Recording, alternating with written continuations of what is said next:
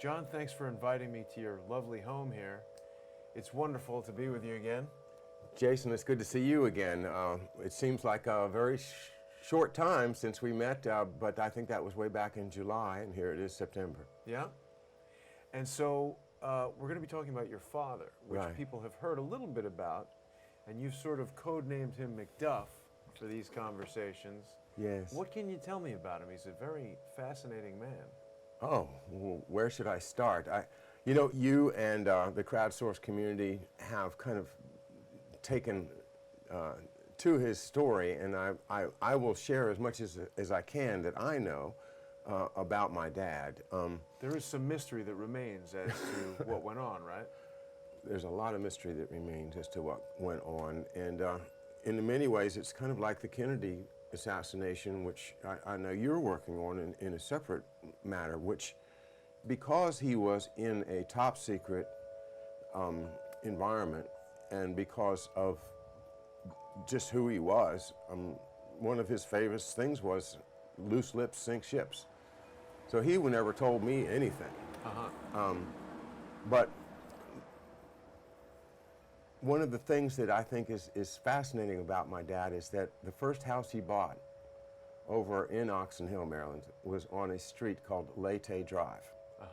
So I grew up living in a house on Leyte Drive, not knowing that my father had been part of the Battle of Leyte Gulf and the entire naval armada that came and won the war. So now I can look back and tell these stories and put them together the best I can. But there's a lot of gaps, and frankly, I would be grateful for anybody that can help me with trying to fill in the important details that I just can't see myself. Now, your father was on the USS Nashville, right? Yes. And he was present during the famous kamikaze attack. That's right, yes. What can you share with us about that? Well, in December of 1943, the island hopping campaign had proceeded past Leyte Gulf, and they had successfully landed at Leyte Gulf, and now they were going on to the next island, the next big island, which is Luzon in the Philippines. And so the ships had to sail through a very narrow strait, which made them vulnerable during that passage.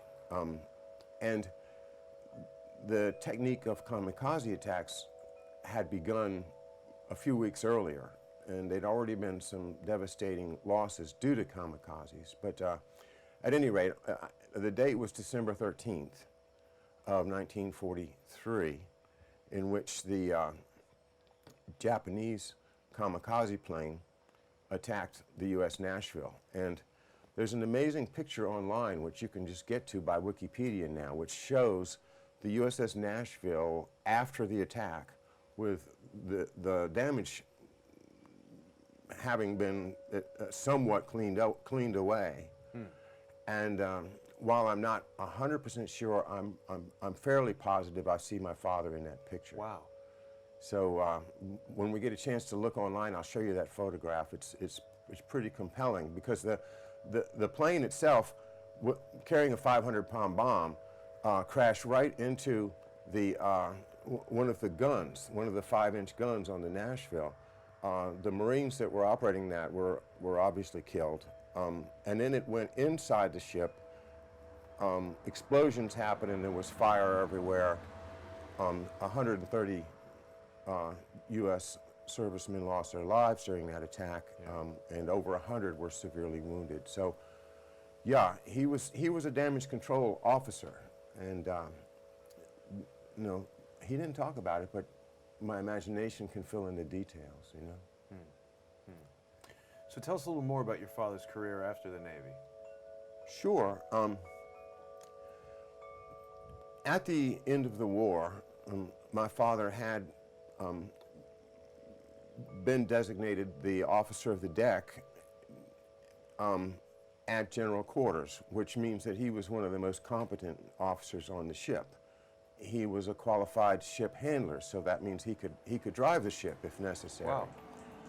And his specialties were bomb disposal, damage control, and so that was what he was involved in, but also, of course, just running the necessary functions of a lieutenant of the deck on a light cruiser in the war. He was offered a commission in the regular Navy, which was very rare for a U.S. Naval Reserve officer, but he was offered that. For what he called family reasons, he had to decline it. I think he would have loved to have been a career naval officer, but he went home to Hartford, Connecticut, and became a law student. Graduated from the University of Connecticut Law School, first in his class. He was an excellent student in whatever he did, as well as being an athlete. So, Handsome man as well. thank you. Yeah. My dad ended up joining the FBI, and he became an FBI agent in 1949. So from 1949 until 1962, he served in the Washington field office. He started in Atlanta, where he met my mother in 1951, and they got married, and I'm the result of that. But my father was transferred to the District of Columbia, the Washington field office, which ironically belongs to Donald Trump. It's the old post office building. Oh, wow. So when you see the old post office building, you can think of McDuff, because that's where he went to work every day. Wow. And of course, that was J. Edgar Hoover's heyday. Of course, yeah. Yeah, I'll show you a picture here, Sure. which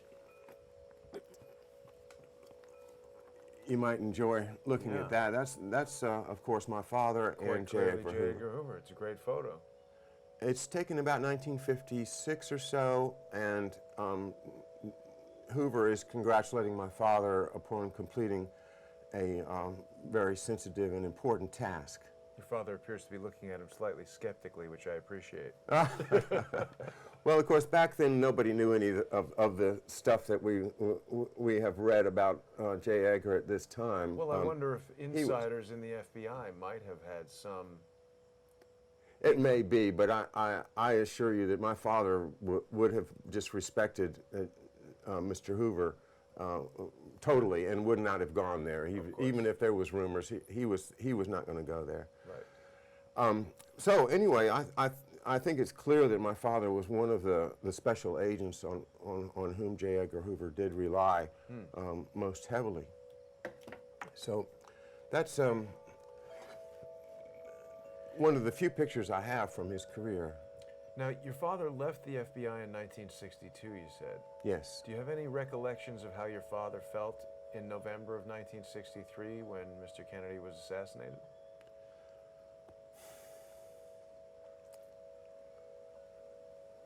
All I can tell you is that we were all in shock. It was a Friday. I was in elementary school, and no, my dad didn't talk about it.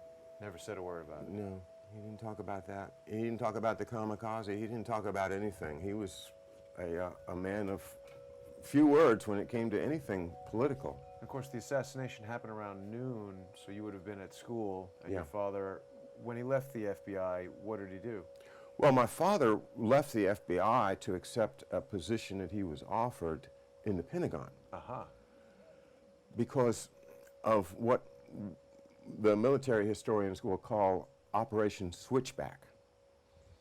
Now, Operation Switchback was the Pentagon's following President Kennedy's orders to take back the secret operations that the CIA had been performing, such as, Laos and all of the secret things that they had been doing, because following the Bay of Pigs disaster, Kennedy wanted really to stop the CIA from having that power. Well, he famously said he would smash it into 1,000 pieces and cast it to the wind. Thank you, exactly. So this is what was going on, was the Pentagon now has to organize, how are we going to do this? So they created a body called SACSA, S-A-C-S-A. Is this widely known? No, it's not very widely known at all, but it's very historically accurate and significant because this body, SACSA, of course, they didn't want to draw attention to it, and they didn't, so you Secret haven't heard of agency. it. Yeah. Yeah. Special Assistant for Counterinsurgency Activities. And my dad's job was counterinsurgency planner. During his training and during the war, there are a number of indications that he participated in planning of operations and things like that. I would love to have a military historian go in and look at the various actions that he was involved in, you know, from Wake Island was the first one, right up through the end of the war, and to see, you know, what kind of details can we find about the plans for the amphibious landings, for instance. If you had to put 6 or 7 divisions of troops onto the beach real fast, I think, you know, that's the kind of thing that my father would have been good at, because he just was he was a logistics specialist in terms of how do you do something complicated like that. Right. So when they had to run this out of the Pentagon, they created SACSA. And it's a very small office. My father was fond of telling us that he was the highest ranking civilian in the Pentagon, other than those that were politically appointed. It's Wow. like the secretary. Does SACSA still exist to this day? No, Uh-huh. no, and it kind of got folded away after my dad's time. The story of how that developed is very important, and I don't think it's been told yet. Yeah. But if you look at the personnel, the changes, Admiral Thomas Moore was the chairman under Kennedy. Then when Johnson comes along, they start downsizing the office, and of course the CIA won that battle because they're still in business. Yeah. So whether my dad's death had anything to do or was connected in any way with the way that the CIA reasserted control over confidential information, confidential activity, Clandestine activity, operations, happened during my dad's tenure, and I think, you know, unfortunately, having him die in 1971, he may have been loyal to Admiral Moore and the more conservative military people, which he was one of, while the CIA-leaning people were being put into these offices, so that once he's out of the way, then SACSA is no longer an impediment to people that want to do secret operations, such as the CIA has always been doing. So your father was obviously quite close, or at least ideologically close to Mr. Kennedy, in that he was assigned to this agency that Kennedy had intended to take over, where he wanted the CIA to be suppressed. Did he express any thoughts to you about President Kennedy prior to the assassination, as far as your father's opinion of President Kennedy?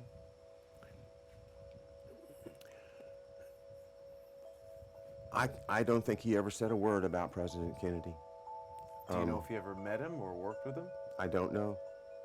But certainly, if Kennedy established SACSA to take over the clandestine operations that he did not want the CIA to be performing, it would seem that those were Kennedy allies and that the individuals in it were people that perhaps the CIA didn't like. There you go.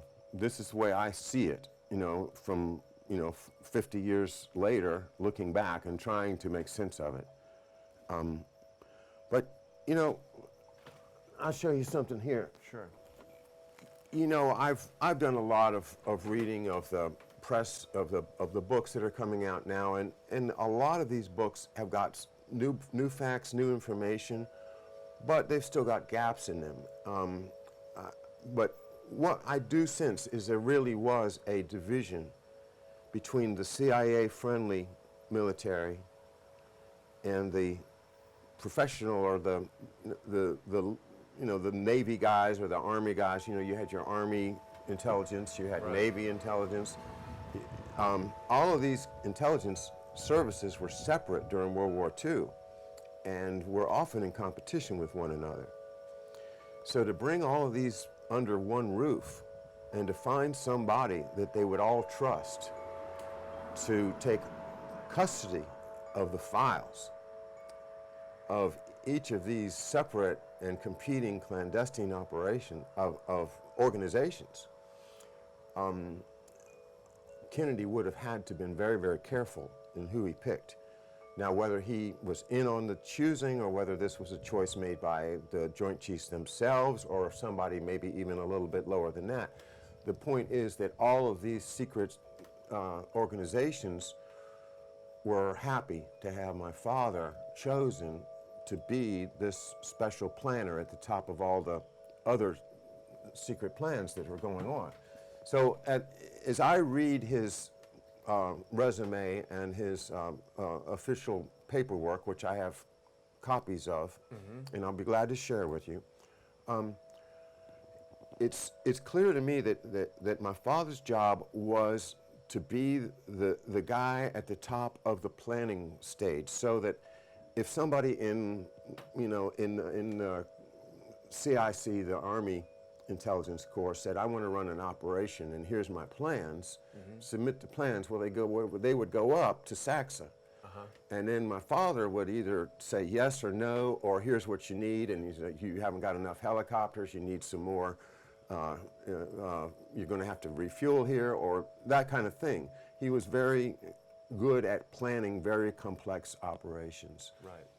Well, you just raised a point that interests me because, of course, the Central Intelligence Agency, when it was created after World War II, as you've just indicated, it was meant to be a centralized sort of clearinghouse for all the different intelligence agencies, to be an interface to the president where everything could be presented without filtration, without assessment, just a central sort of point so that the president could deal with one central agency rather than all these disparate agencies. Now, it sounds like SACSA was quite clearly intended to have essentially the same purpose and put the CIA out of business. I mean, the more we talk about it, the more we think about it, the more we see how your father's position and the agency that he was part of founding were a direct threat to the CIA. Yes. And as were a number of other officers of great distinction, such as this one right here. I have a signature here of James Forrestal. Oh, is that the individual who the aircraft carrier was named for? Yes. And more significantly, he was the last Secretary of the Navy that was a cabinet level post before they created the Defense Department. So he was the highest ranking naval officer or official of that time.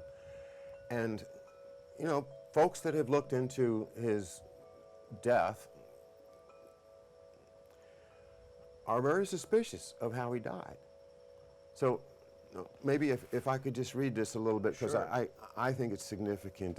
This is a letter from the Secretary of the Navy, Washington, April 30th, 1946.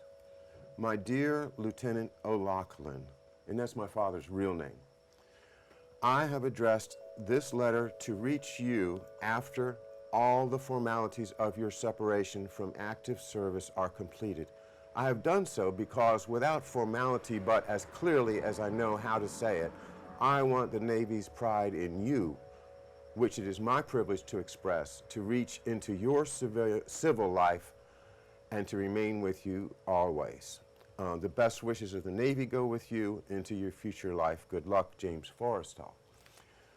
Now, these are the people that would have been for the professional military to run covert operations.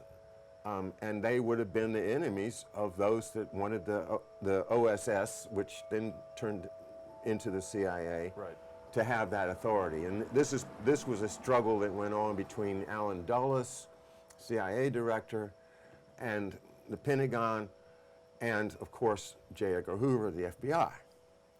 So I kind of think that everybody that had a dog in the fight in terms of what SACSA was and who's going to be it, I suspect that J. Edgar Hoover said, you know, this is my man, I submit him, and then everybody else would have said, okay, we know him, we've worked with him, we know who he is, and we're going to trust him to take over these duties.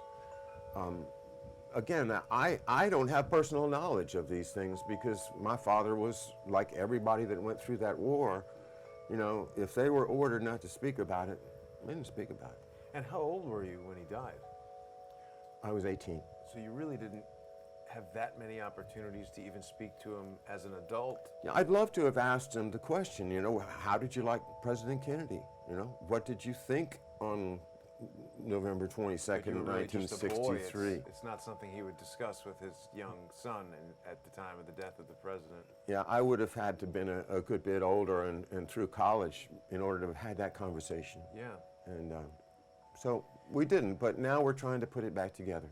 You know, as we're speaking, John, it's interesting. I think a lot of people don't think about, first of all, I think many people aren't even aware that there are, you know, DIA and ONI and all these different Army intelligence and all these different intelligence agencies. And we've only just recently learned about the Coast Guard Intelligence Agency. I mean, there's all these different services, but I think most people sort of think, hey, we're America, rah, we're all on the same team. But as we're talking, you start to think about all of the infighting and the competition and the different agencies and what their motivations might be and who they, you know, they've got people that maybe they don't like who they work with or are threatening their ascension in an agency, who they want to have a little clique that sort of pushes somebody out. I mean, possibly the assassination of Kennedy is the most clear example of that, but he wasn't necessarily aligned with the forces that aligned to eliminate him. No, of course. I mean, this was the big, the Bay of Pigs is casting a shadow over us right now. Because what happened in just briefly, the Bay of Pigs is a place in Cuba which was the focus of an attack by some exile Cubans, some mafia people, some CIA people, and you know, you name anybody you want to, you can go on to Google and say, you know, was this person, was George H.W. Bush involved in this? Was George H.W. Bush involved in Kennedy's assassination? Well, we do know that George H.W. Bush was involved in the CIA.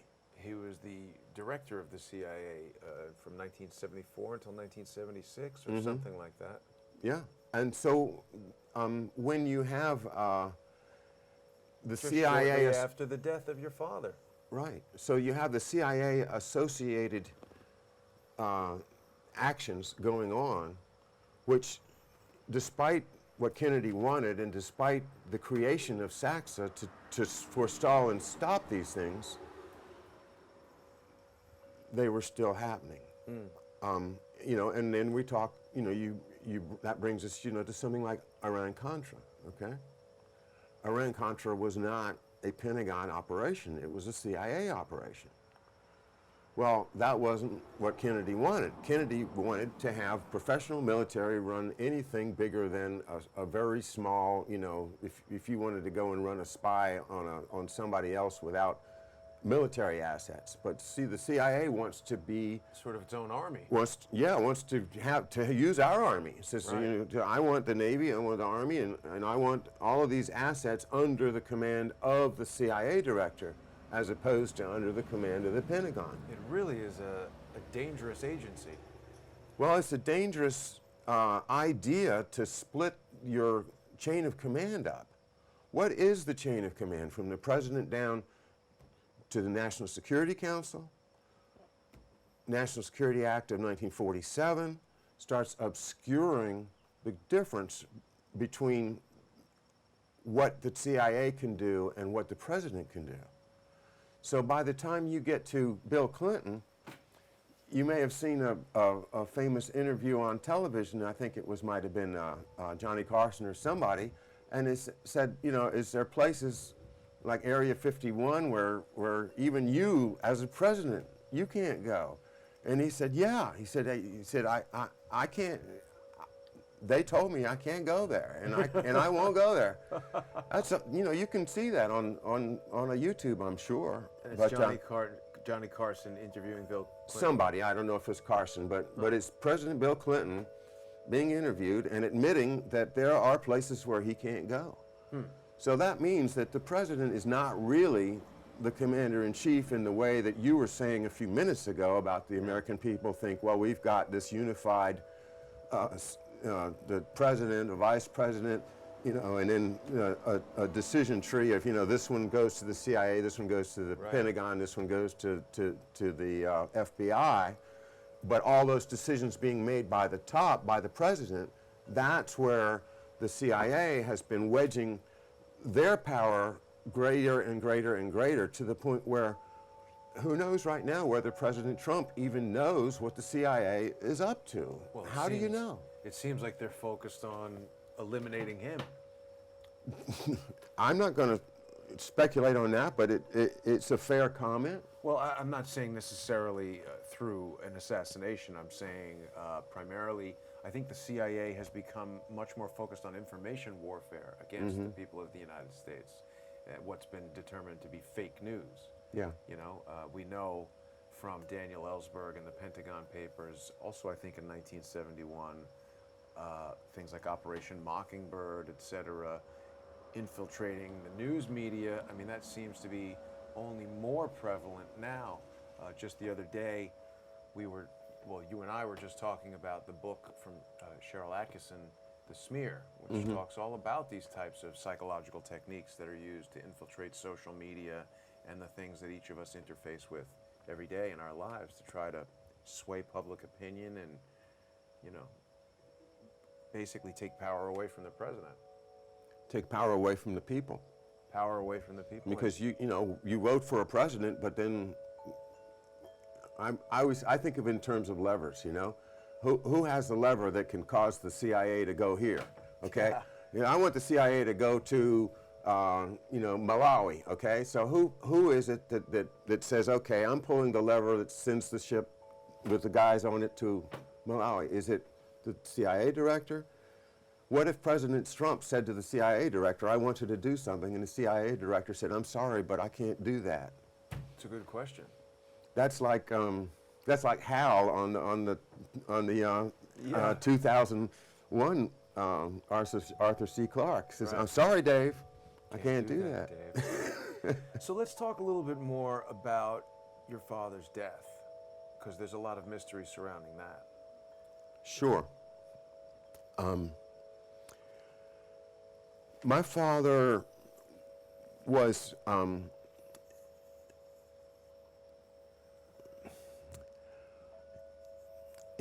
let's go back to the FBI, 1961. Dad's doing fine. He's in good health, excellent health. He's just had his third child. And somebody comes to him and says, we want you to go to the Pentagon. Now, at that time, the CIA was working on an assassination of Castro. And in order to assassinate Castro, they had tried all kinds of means, from the exploding cigar to the ridiculous, but they also put a number of doctors to work trying to weaponize cancer. And this was detailed in Judith Very Baker's book, Lee and Me, as well as the book, Dr. Mary's Monkey. Now, Dr. Mary's Monkey is a book that I ran across on the internet, and I ordered it and I read it, and I am very impressed with the writer. I would love to talk to him, because what he details is horrifying. Yeah. That the CIA had been experimenting with these monkeys, and the whole tragedy of Dr. Mary Sherman's death, the David Ferry, and all of those things. I mean, there's a lot of rabbit holes you can jump into. Yeah. But the bottom line is they were trying to come up with a weaponized form of cancer that they could infect somebody with. Yeah. So what I'm wondering is about my father's death. I think I've got his death certificate here to show you. Let's see. Oh, there it is. Here. This is the death certificate of my father from June 6th, 1971.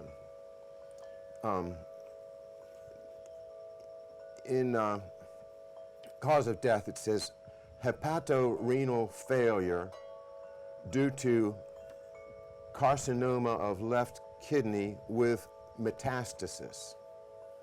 So that word metastasis was put there by our family doctor, Dr. Katzen, who signed this death certificate.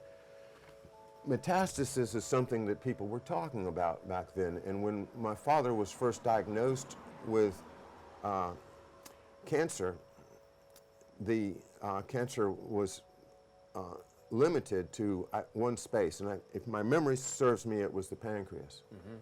But then it started spreading, and it spread very rapidly. Mm. And so my question, obviously now, looking back and having read this literature about it, is did somebody have it in for my dad as early as 1961 or 2?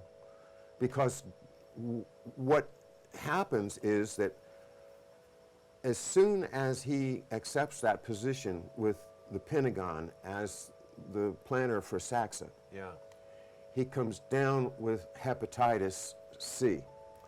And how did he get hepatitis C?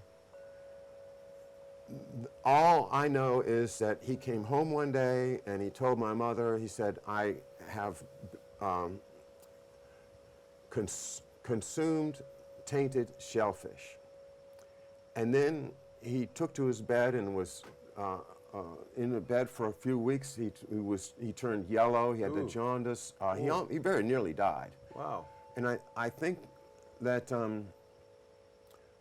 if somebody wanted to get rid of him without it being obvious, you know, they're always looking for kind of a slow death type of a thing, that hepatitis being such an attack on the immune system, yeah, that if it doesn't itself lead to cancer, which I don't know if it does, but then it's the kind of thing that if you then got infected with something that they had invented or come up with, then you see you would have the groundwork laid for a fatal attack with cancer, whereas somebody that was a healthy person, if they had tried to inject some cancer into them, their immune system would attack it and wipe it out. So that's possible. I would love it if somebody with medical knowledge or with knowledge of the history of cancer and the CIA's efforts to weaponize it could help me with this, because it's a difficult subject. I'd love to say it's not true. I'd love to say, no, that didn't happen.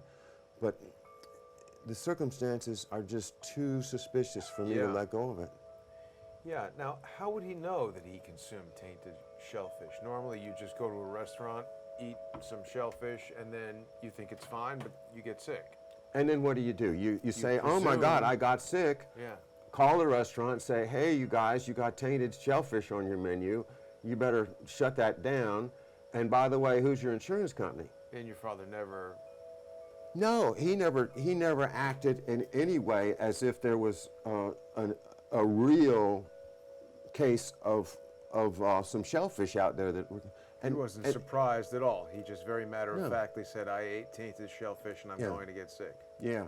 And the other thing about my dad is, my dad was the guy that would put 3 layers of suntan lotion on his kids to make sure that they didn't get any sun cancer, any cancer from the sun. So with him having kids to raise and being a responsible man, I don't think he would ever have eaten a raw oyster or a raw piece of shellfish to begin with. Interesting. I just don't think he would have done it. Now, you wanted to share this with us here. You've got this sword. That's an interesting item. Well, what we're going to do now is we're going to jump back in history a little bit. Okay. I'm going to show you a picture. There's my dad as a newly minted ensign in the U.S. Navy. It's a nice photo. Sorry? It's a nice photo. Thank you so much. I love these photos that I have. Now inside here, which is, I pulled these things out, we've had these things stored for years, is the story of my father's sword. And this is the Hartford Courant in February of 1943. Naval sword to be given to local man. He's from Hartford. Midshipman T.F. O'Loughlin to receive honor at New York, tribute to leadership and devotion to duty. Honored for his leadership and devotion to duty as midshipman regimental commander at the Naval Reserve Midshipman School, New York, Thomas O'Loughlin will be presented with a British naval officer's sword today by Admiral Sir Percy Noble of the Royal Navy. So the British Navy was giving him this award? Yeah, the British Navy gave him a sword. Wow. This is a British Navy sword. I'll show it to you in a moment. Wow. But first, let's look at this. It says Hartford Youth wins British prize.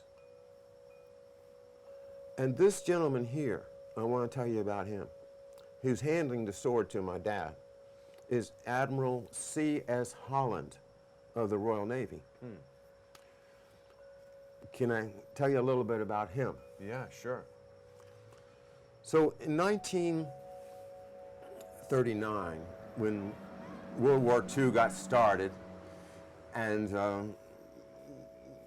the Bismarck was the German dreadnought with the big 18-inch guns, and it was going to rule the North Atlantic. Right. The whole idea was that the Germans had built this huge impenetrable ship that was going to go out and destroy all the commerce from the United States that was going to Great Britain to support the war effort. So this was the big behemoth that the British Navy was up against. Right.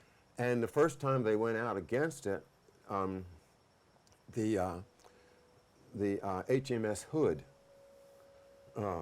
was with the Prince of Wales, the British fleet, the task force, was headed by Admiral C.S. Holland's brother, Admiral Lancelot Holland. That's a funny first name. Well, he's British. So these British guys with British names, Lancelot Holland is the commander of this British task force that's going out to sink the Bismarck. Well, unfortunately, it happened the other way around. The Bismarck sank the Hood. Wow. And when the Hood went down, Lancelot Holland, the admiral, went down too. The whole 3,000 men of the ship's crew died. So, okay, so now the Bismarck is free and goes out into the North Atlantic, and then what's going on now is that the brother, C.S. Holland, this gentleman, is the captain of the HMS Ark Royal, which the Ark Royal is one of the most traditional British ships in the British Navy, and at that time it was an aircraft carrier of a kind of a jury-rigged kind of aircraft carrier that they made before the war. So this aircraft carrier is in the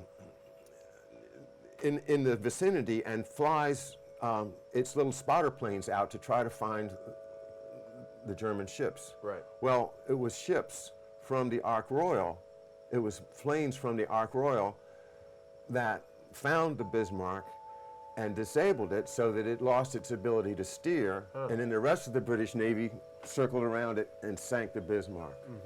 So that is C.S. Holland's ship. Pretty good work.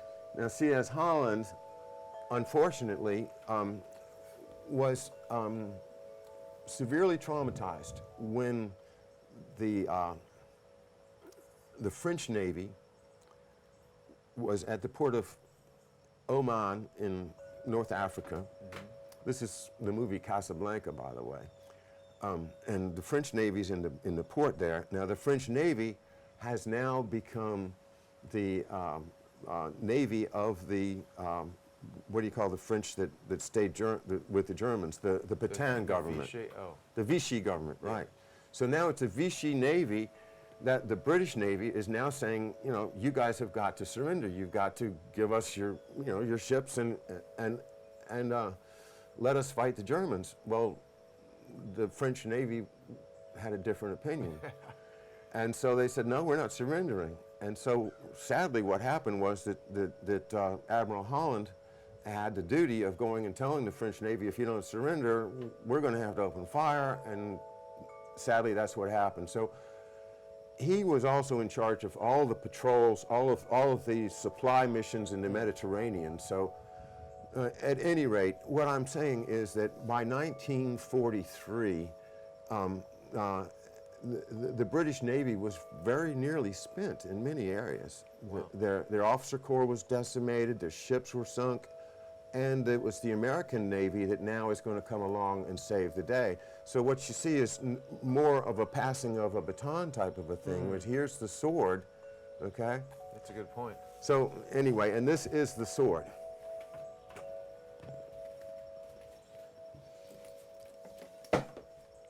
So this is the British naval sword that was presented to my dad in this photograph right here from Admiral Holland of the British Navy. It's a ceremonial sword which he just put in his case, and we've had it, you know, all of these years. I hadn't even taken it out until you wanted to come and talk to me, so I went into the closet and got it out and started to try to clean it up. But at any rate, I treasure this sword as the emblem of this. I mean, it's a sacred duty. It's a sacred duty right here. That's a historical artifact. It is indeed. British Navy sword. So this is the story of my father's sword. Wow. That was a gift from the British Royal Navy. How many American Navy men have received that kind of honor from the British Navy? I don't know. I'm sure it's very few. That'd be interesting to look into. Well, John, it's really been interesting hearing the story and getting to know more about your father. It's another one of these really mysterious deaths. I'm afraid it is, and it's been with me my whole life. The opportunity to actually investigate it didn't exist until now, and we have stuff coming out that, you know, every day we're getting more information as to what went on back in the 60s and the 70s.